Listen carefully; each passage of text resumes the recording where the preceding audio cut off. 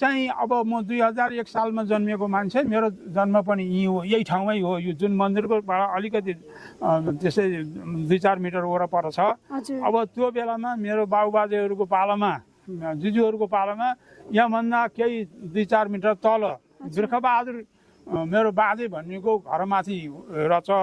त्यहाँ पूजाआजा चल्दो रहेछ।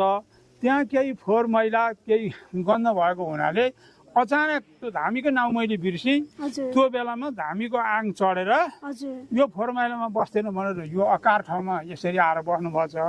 अब त्यो म पनि बढ्दै गएँ।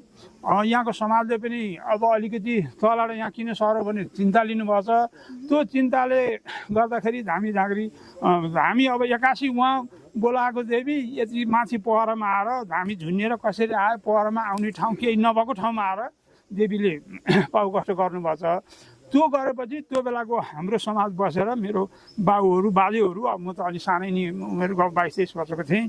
अनि त्यो बेलामा उहाँहरू सबैले बसेर हामीले एउटा सरसल्लाह गरेर अनि यो ठाउँलाई मान्छे कसरी आउन सक्छ भनेर त्यो बेलामा अब विकास जस्तो पैसा आउने काहीँ केही थिएन। हामीले चाहिँ एउटा गाउँबाट कोहीले झ्याम्पल मार्तल कोदाला ल्याउने अनि पोखरोबाट सिँढी काट्दै ढुङ्गा ल्याउँदै अनेक गरेर हामीले यो ठाउँमा देवीको मन्दिरलाई बनायौँ। र त्यो पहिला चाहिँ कहाँ थियो भन्नुभयो मन्दिर? पहिला यहाँभन्दा 15-20 मिटर तल थियो। अब यहीँ नै भयो। हामीले सुन्दाखेरि चाहिँ एकदम शक्तिशाली हुनुहुन्छ देवी यहाँनिर चाहिँ होइन।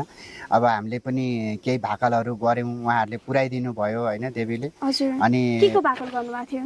जस्तै केही बिमारी उसमा केही अवस्थी केही दुःख पीडा आयो भनेदेखि यो दुःख पीडाबाट पार हौँ हामी, यस्तो हौँ यो काली देवी, हामी चाहिँ यस्तो दिन्छौँ। अब जस्तो परेवा दिन्छौँ होइन, यहाँनिर पूजा गर्छौँ हामी। त्यो भाकल दिइसकेपछि उहाँले पुर्याउनु हुन्थ्यो, हामी ल्याएर दिन्थ्यौँ होइन। त्यो खालको शक्तिशाली हुनुहुन्छ र अझै पनि शक्तिशाली नै हुनुहुन्छ।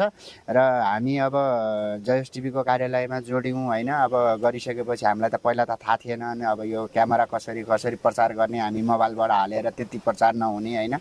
अनि अब यो ओझेलमा अलिकति परिराखेको हाम्रो गाउँघरतिर पनि अब सबैले अलिकति आस्था विस्ता राखिराख्नु भएको चाहिँ हामी अलिकति प्रचार गरेर अलि अगाडि बढौँ यसमा होइन।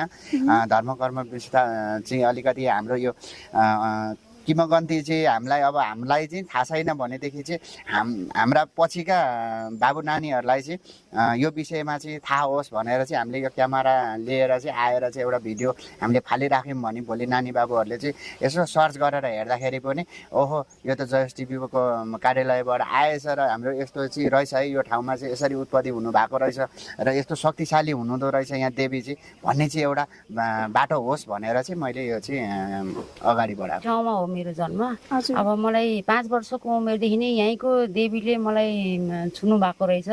अब धेरै ठाउँमा बिरामी भएर धेरै भौँटारिएर धेरै ठाउँमा धामी झाँक्री लगाएँ। यही ठाउँमा पनि धामी झाँक्री लगाउँदाखेरि नराम्रो चिज गर्नुभयो, कतिले गाली गर्नुभयो, कतिले नराम्रो गर्नुभयो, कतिले अब आगोमा पनि पिल्साउनु भयो, कतिले सिस्नो पानी लगाउनु